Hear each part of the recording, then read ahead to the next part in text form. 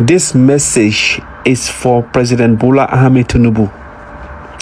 Tinubu, this message is for you especially. Tinubu, you have starved yourself with your own life. You have starved yourself. You have betrayed yourself.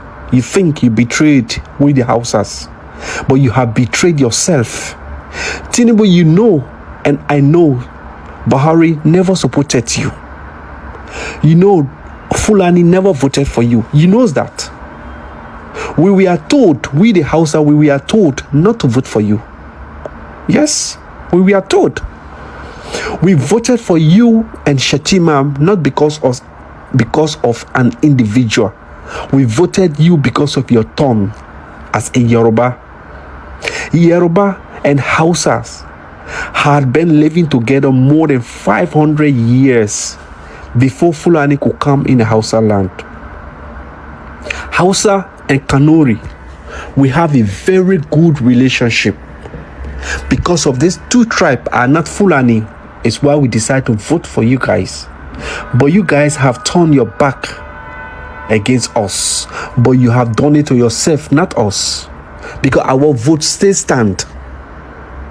Tinubu, very soon you're going to be ex-president.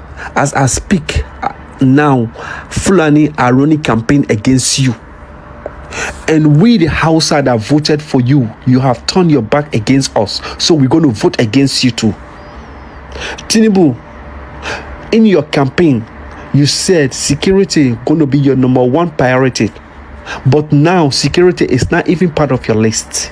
Fulani had been killing us every day with the Hausas. Fulani have been in power by their group called Mieti Allah, having given them armed. Mieti Allah have gave their Fulani brothers arms to kill us with the Hausa in our own community, in our own villages, and you are aware of it. But you sit and keep quiet without even saying nothing. Just like nothing is happening.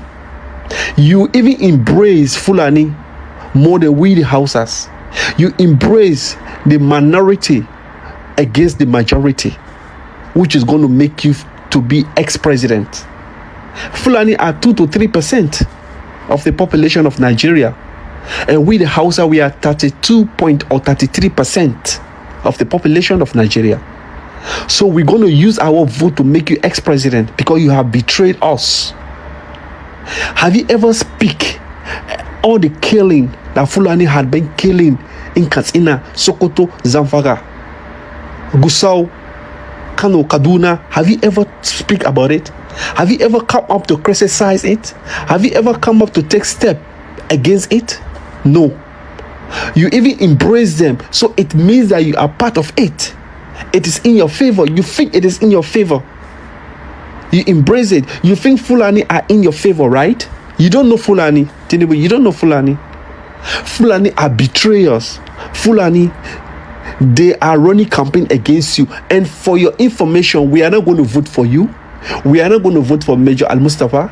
We are not going to vote for Konkoso. We are not going to vote for anybody who have attachment with Fulani, who attach himself with Fulani. We are not going to vote for them. Just imagine in Nigeria, Fulani walk in the street with armed, Fulani bandits, Fulani terrorists walk in the street with gun, with uniform, Nigeria army uniform, without no problem. The soldiers are there without taking any action because you guys have depressed them. We are aware of it. We are aware of it. We know that Nigerian soldier can solve this problem. But because of Mieti Allah have an objective, which is to take over, for Fulani to take over our land, which will never be possible. With you, without you, we're going to fight for our own land. But we just telling you, we are just informing you that we are going to vote against you. We are going to make you one-time president, Tinubu. With this condition, you have never come up to say anything. All the killing have been going on in Hausa land. You have never said anything. All those Fulani that around you, they don't have the vote to be around you. We are not going to vote for them. They are representing us. We voted them without our knowledge. We voted them. We thought they were Hausa. But now we understand they are Fulanis. And you knows that. You know they are Fulani. You know they are using weapon against us. You know they are killing us. You know Fulani, all those bandits are Fulani. You know that. Have you ever have you ever dismissed any Fulani from office? In fact, you gave them state power. Tinubu, you'll be surprised. And don't be surprised, because this message will meet you. You shouldn't be surprised. We're going to vote you out. The same thing they've done to the Hausas is what they want to do to the Middle Belt, to the southwest, the Yorubas, to the southeast, the Igbos, and the entire eastern region, the Efik, the Ijaw, the Ibibios, the Anang, the Isokos. That's what the Fulani they are planning to do through the use of Ruga. How Fulani destroyed Hausa tribe and made the Hausas their slaves. If you remember, Sultan of Sokoto is not Hausa, but that's in Hausa land. Emir of Kano is not Fulani. Is Fulani, not Hausa. Emir of Katsina is not Hausa.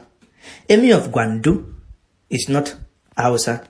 Emir of Kebbi is not Fulani, not Hausa. Is Fulani, not Hausa. Emir of Ilorin in Yoruba land is not Yoruba. Emir of Zauzau is not Hausa. The governor of Sokoto State is Fulani, not Hausa. Governor of Katsina State is Fulani, not Hausa. Governor of Zamfara State is Fulani, not Hausa. Governor of Kaduna State is not Hausa, but Fulani. Governor of Kano is Fulani, not Hausa. Governor of Jigawa State is Fulani, not Hausa. Take note, Governor of Gombe State is Fulani, not Hausa. The Governor of Yobe State is Fulani, not Hausa. The governor of Taraba is also Fulani, but a Christian, and he's not Hausa. Governor of Nasarawa State is Fulani, not Hausa. Governor of Borno is Fulani and not Hausa. Well, the governor of the Borno are purely Kenuri. The governor of Borno State is a Fulani origin, not pure Kenuri. All major imams in all the northern states are all Fulanis and not Hausas. All emirs in all the core north states are all Fulanis and not Hausas, even when those are the Hausa lands. Because the Fulanis killed all the Hausa kings, high chiefs, and replaced them, all the Hausa kings, with Fulanis as sultan and emirs after the genocide in the core north by the Fulanis. All former presidents of Nigeria from the north were either Fulani or backed by the Fulani, the ones that are not Hausas. Hausas are not allowed to become in the sultans. Neither are they allowed to become emirs, major mosque imams, state governors, or president of Nigeria. Fulanis have finished the Hausas and rendered them useless, and they are their slaves to themselves. President Buhari cabals are all Fulanis. Go and check that yourself, and they are not Hausas. President Buhari's security chiefs are all Fulanis and not Hausas. Again, the Fulanis have conquered the Hausa tribe. If you remember, again, let us go back to history and look at the events that happened. These are the things you learn from Njenje Media Channel. We are here to speak the truth undiluted, where we explore the truth behind the headlines you read every day. Usman Dan Fodio, many years ago, assembled the Fulani army to lead in his jihad against the Hausa kingdom of the northern Nigeria. The forces of Usman Dan Fodio slowly looked over more and more of the Hausa kingdoms, capturing Gobert in 1808 and executing Yumfa. The war resulted in the creation of the Sokoto Caliphate, headed by Usman Dan Fodio himself, which became one of the largest states in Africa in the 19th century. His success inspired similar jihad in West Africa. The Hausas had established well-organized cities before the advent of the Fulanis. These states include Katsina, Daura, Kano Zazau, which is Zaria, Biram, Gobia, and Bonu. Some of these were conquered and re-established by Fulanis. A few other kingdoms such as Katangun, Hadejia, and Gombe were founded. The coming of the Fulani into the Hausa land resulted in the significant changes in their area. They brought the full force of Islam, which became a great factor of social life and culture. In order to subdue the Hausas, the Fulanis made sure that Islam was not only a religion, but that it became equally a culture that over time it has replaced every single Hausa culture. In education, in the way they dressed, in their taste, and in their outlook, the Hausas and the Fulanis conquerors became part of the Islamic culture world. This influence today remains till today. Today, Hausas are only used as foot soldiers by their new masters, the Fulanis. The Fulanis want to replicate in other parts of Nigeria the same thing that they've done to the Hausas. Fulanis are very vicious, crafty, cunning, cruel, brutal, unforgiving, power-mongering. That is their attributes. Equally, they are a very patient people full of strategy. The point to be noted about the Fulani conquest of all Hausa kingdom is that it would have been absolutely impossible had many Hausas in the Hausa kingdom did not join hands with the Usman Dan Fodio to fight against their kings, leaders, whom they accuse of being corrupt, which led to the collapse of all the kingdoms. Does that sound familiar? In the Yoruba land, others will accuse OPC as being too crude. In the Igbo nation, the IPOB will accuse Ohaneze, while Ohaneze would accuse IPOB as being full of energy or youthful exuberance. In the Niger Delta, the elders will accuse the Avengers, whereas the Avengers will call the elders all manner of names. In all this, you are creating a vacuum that when they will come, you probably will have no one to defend you. Again, if we go back, you remember that Usman Dan Fodio replaced all Hausa kings, which was called the Zakis, with Fulani Sultan and emirs, and they began to rule over the Hausas. Before the Fulani invasion, Hausas were the great merchants of the great Trans-Sahara trade. But today, they have become beggars, amajeris, slaves, useless, less than second-class citizens in their own ancestral land. And their Fulani rulers continue to use Islamic religion to make them believe that it is the will of God for them to be poor and for them to be beggars. This is the model that Buhari is determined to introduce throughout the length and breadth of Nigeria, with a lot of supporters among the Muslim Yorubas and the other gullible, unpatriotic politicians from the South-South, the Southeast, and the Middle Belt. What we are calling now is everybody must come out to resist this evil plan in the interest of the unborn generations. We cannot allow for people to come in, take your land, and take your daughters, and take your mothers. We must defend the homeland. We must defend the home front. The Yorubas can no longer move from Lagos to Ekiti or to Edo State freely without being kidnapped or the fear of kidnapped. The Yorubas can no longer move in their own ancestral places without AK-47 wielding Fulani headsmen shooting sporadically at them, sometimes killing them, kidnapping them, and they are paying ransom to them.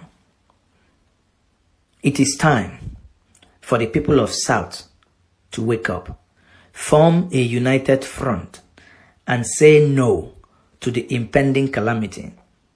The Yorubas, they have already lost Kwara State. You know the story of the Afonja. It's not what we will be telling you now, but if you're a student of history, you would have known that the Yorubas lost territories before. And I believe that they would have learned one or two things from them. Good day to our viewers all over the world and welcome back to Local Journal. We've listened to the complaints of the Hausa people and what they are saying concerning the President Bola Ahmed Tinubu's administration. The Hausa people are not happy with what is going on under this administration and they are voicing out. They are very serious about their concerns and they are telling Tinubu to his face that they are not going to vote him in 2027 if things don't change. That Tinubu is frolicking with the Fulanis who tend to be their own enemies at the detriment of the Hausa people, and for this reason that they are not going to vote President Bola Ahmed Tinubu come 2027. They also reminded him over the fact that he promised the Hausa community that he was going to defend them and he was going to bring all those people committing mayhem on the Hausa soil, committing mayhem in the Hausa land, unaliving the Hausa people to justice. He said he promised them so many things before that election, and it was because of this that they voted him into power. They graciously voted him not because they don't have any other candidate to vote, but because of the fact that they felt like President Bola Ahmed Tinubu's administration was really committed to fighting for the just cause of the Hausa people and helping them to regain their independence from the hands of these Fulani people. That was why they decided to vote President Bola Ahmed Tinubu in 2023. But from the body language and everything that is happening now, it doesn't seem like President Bola Ahmed Tinubu rates the Hausa community or wants to help the Hausa people at all, because the Fulanis have been going on rampage and unaliving so many Hausa people and committing so many mayhem across the country, but they do it at will and nothing happens to them. Nobody to challenge them, and even the government of President Bola Ahmed Tinubu is not doing enough to bring them to justice. He's not even doing enough. He's not even saying anything because he's scared that these people would stand against his re-election if he says anything.